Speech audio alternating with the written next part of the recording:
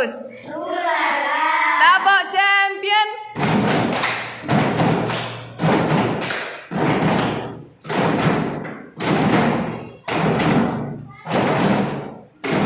We are champion. Yeay. Baik anak-anak, sekarang kita akan mulai sebuah permainan ya. Permainannya adalah nanti kalian yang namanya terpilih di sini, 2 orang maju bersamaan, itu menghafalkan urutan ini, kemudian menulisnya di papan. Ya. Ya. Kenapa? Nah iya, kalau salah yang lihat tadi. Jadi kita cepat. Itu ya. Oke, sekarang kita susun dulu. Siapa ya? Siapakah?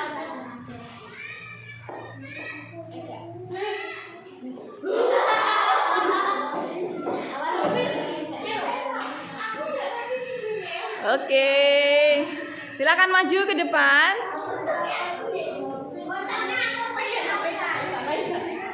2, 1.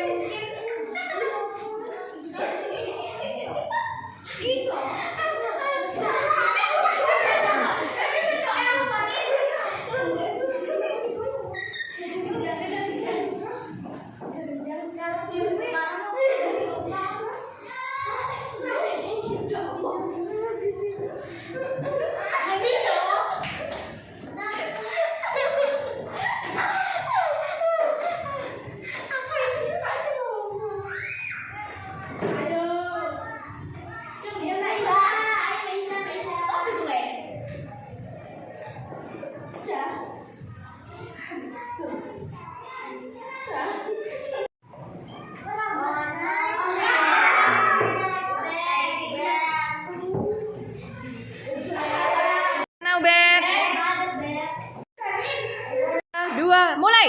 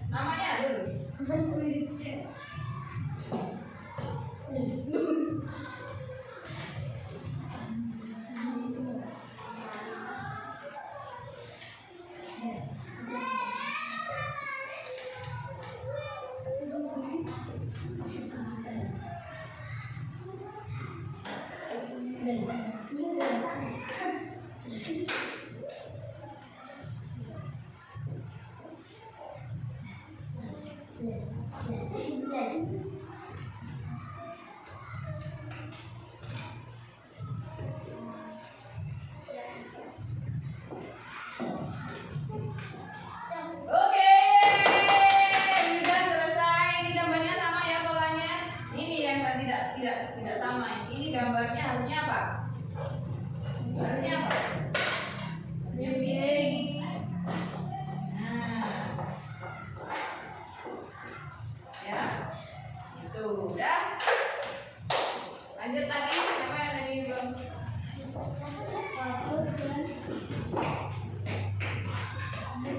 Nanti kan pin.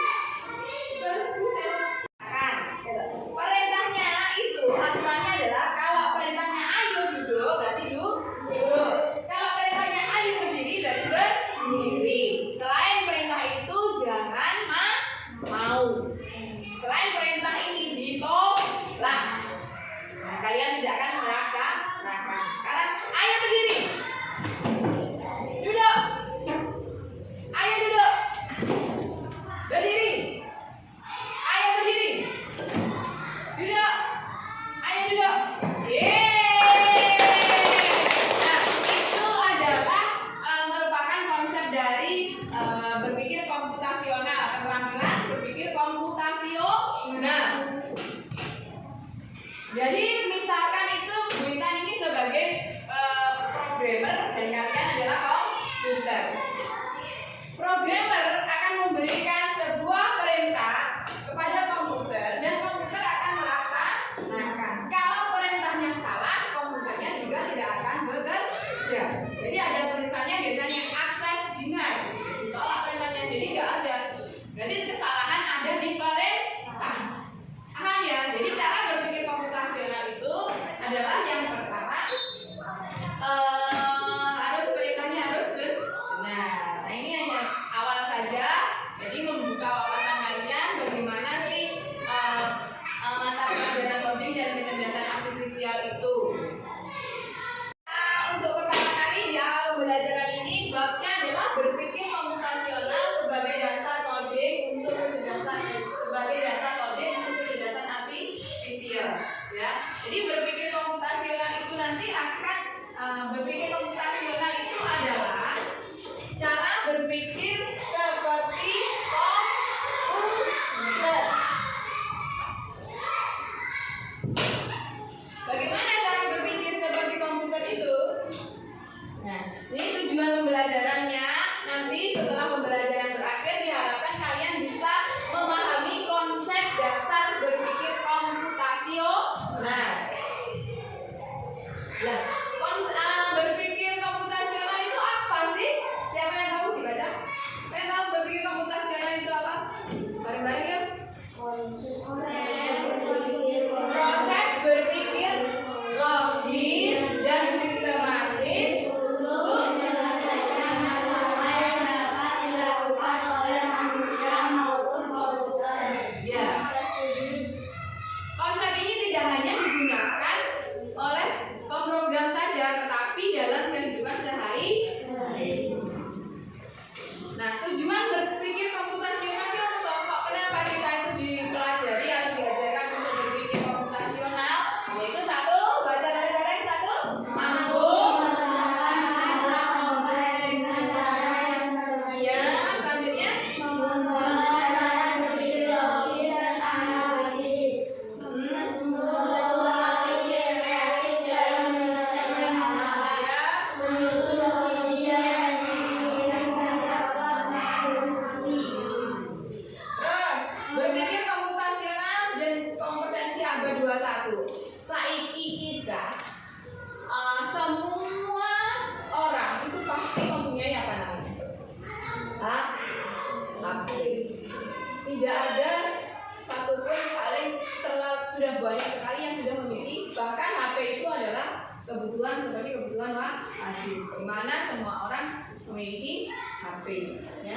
Nah ini erat sekali kaitannya dengan kemampuan atau kompetensi berkaitan dengan konsep 4C. Apa itu? Biar kamu itu critical thinking, ya, berpikir kritis, kreativitasmu muncul, kemudian bisa berkomunikasi dan berkolaborasi. Berkolaborasi itu apa? Bekerja sama.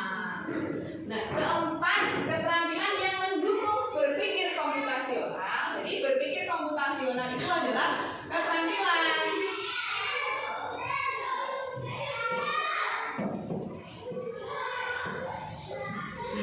Berpikir komputasional ini adalah sebuah keterampilan berpikir seperti komputer. Nah, untuk bisa berpikir seperti komputer ini kalian harus memiliki 4 kompetensi. Ya, kompetensi apa saja? Yang pertama, dekomposisi.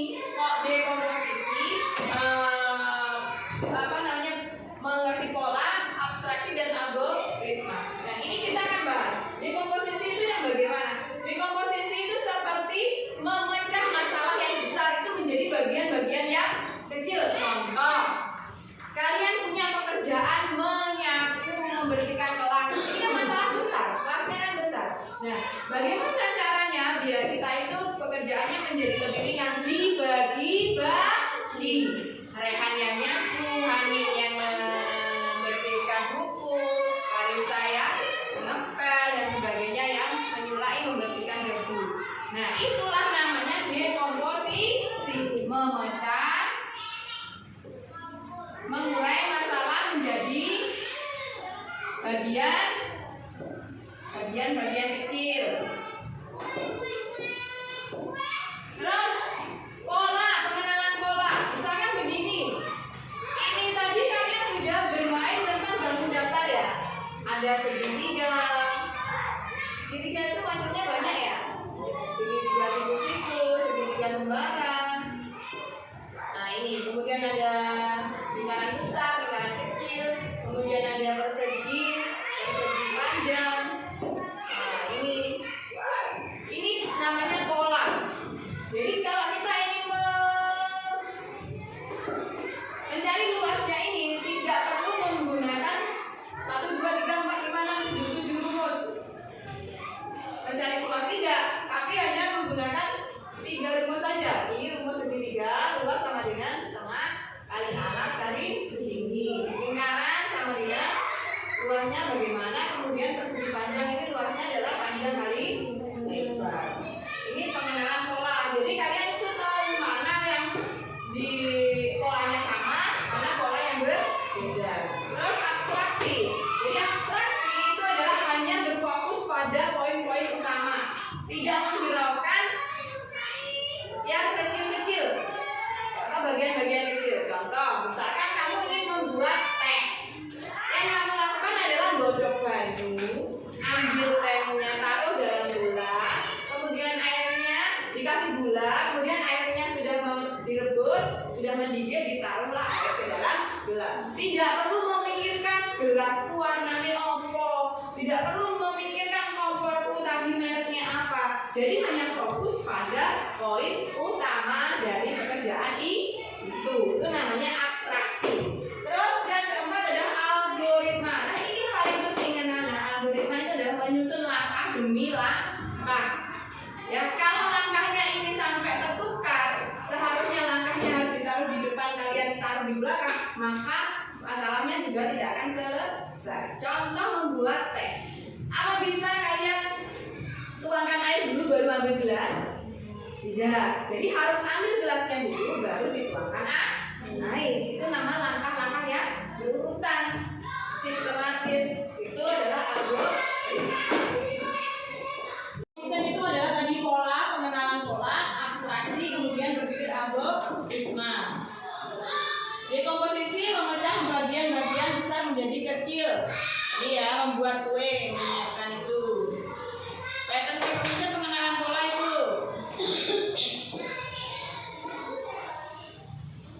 Nah ini abstraksi. Kalau kita sudah membuat denah, kita hanya menggambarkan jalan, bukan semua detail bangunan. Misalkan kita harus, kamu coba ada perintah, buatlah denah di mana perjalanan menuju sekolah dari rumahmu. Kamu tidak perlu menuliskan di situ ada sekolah dan sebagainya, detail-detail bangunannya, tetapi cukup jalannya saja.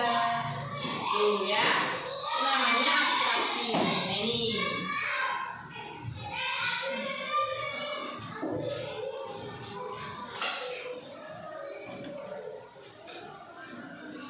Nah, udah ya. Tuh.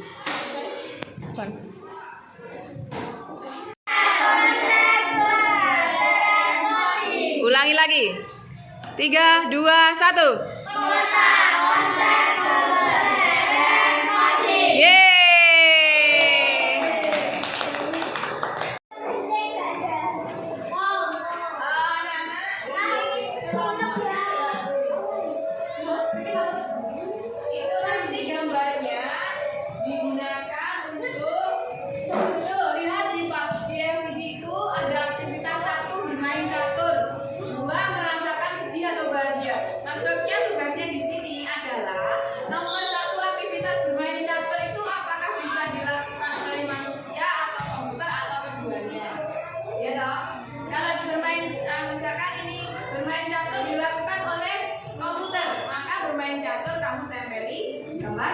Komputer, paham ya? Nah itu ditulis di sini. Nah nama kelompok 1, ini kelompok 1, kelompok 2. Nah pakai spidol. Awal kita mau pakai spidol ya? Paham? Paham. Aktivitasnya itu ditulis ya. Di sini di kelompok 1, ini kelompok 2. Jadi ini disimplikan dulu. Terus kita masukkan ini. Bisa ya, paham? Paham ya?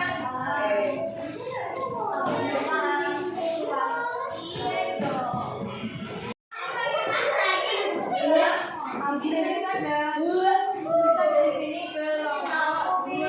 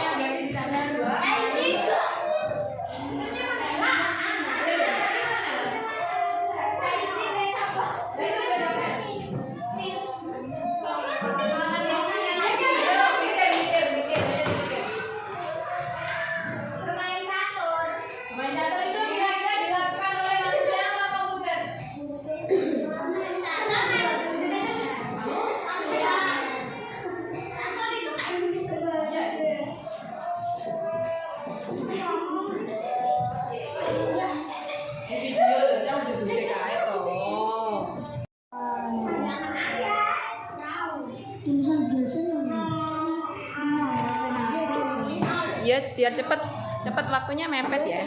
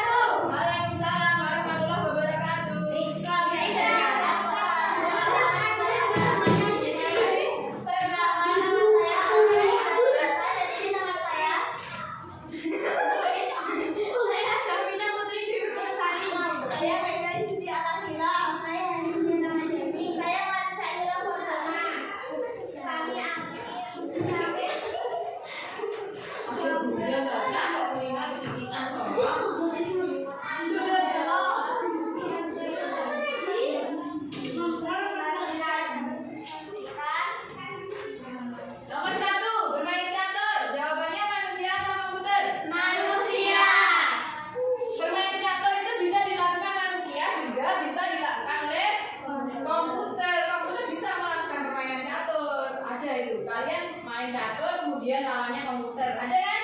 Artinya bermain komputer itu bisa dilakukan oleh manusia dan komputer. Nomor 2, kalau merasakan berkaitan dengan manusia saja. Komputer tidak bisa merasakan sakit, dia tidak akan sedih juga, tidak akan senang, gitu. Terus selanjutnya nomor 3. Ingat cepat. Ya, komputer dan manusia. Manusia bisa menghitung cepat, komputer juga bisa menghitung cepat. Ini dua. Terus selanjutnya, ya, komputer dan manusia. Terus manusia sudah punya perasaan, itu hanya dilakukan oleh manusia. Ya, terus selanjutnya, menerjemahkan bahasa. Ada namanya Google Translate. Itu berarti manusia bisa menerjemahkan, komputer juga bisa menerjemahkan. Selanjutnya,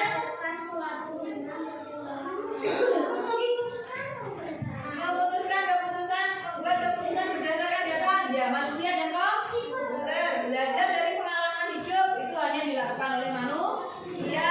Menjawab pertanyaan di Google. Jangan ke situ. Menjawab pertanyaan di Google atau ChatGPT itu dilakukan oleh komputer. Assalamualaikum warahmatullahi wabarakatuh. Waalaikumsalam warahmatullahi wabarakatuh. Silakan gitu. Iya. Ya, pakai lem. Kelompok 2 silakan. Bisa-bisanya.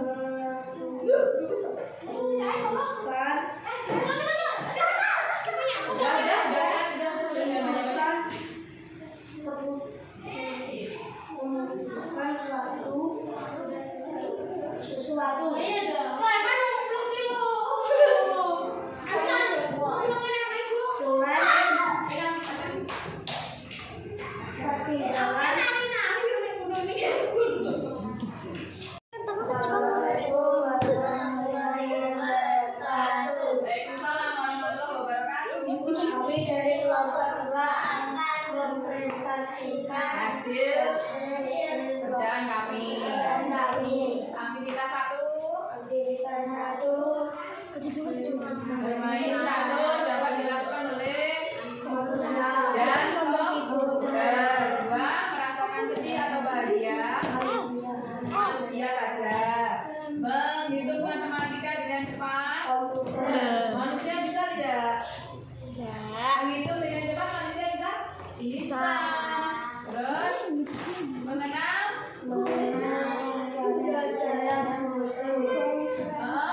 dalam foto itu komputer bisa. Manusia bisa. Terus mengenal menulis puisi berdasarkan perasaan. Manusia apa komputer? Manusia. Menerjemahkan bahasa. Komputer, manusia juga bisa. Keputusan berdasarkan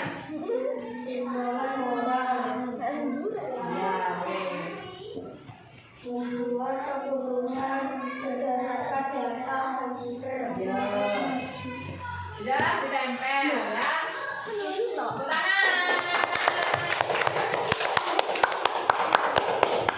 Jadi bisa membedakan ya kegiatan atau aktivitas yang dilakukan oleh komputer dan yang dilakukan oleh manusia. Oke, terus belajar apa yang dipelajari dari pelajaran hari ini tentang coding ini, bahwa manusia juga bisa berpikir seperti komputer. Berpikirnya bagaimana? Harus mempunyai 4 keterampilan. Yang pertama apa? Keterampilan yang pertama dekomposisi. Apa lagi? Pengenalan pola. Yang ketiga apa?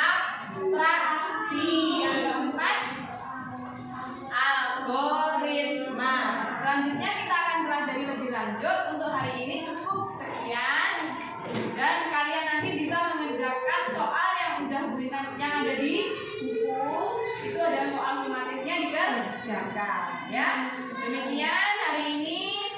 Bagaimana perasaannya? Senang? Sedih? Senang ya belajar coding ya? Ya.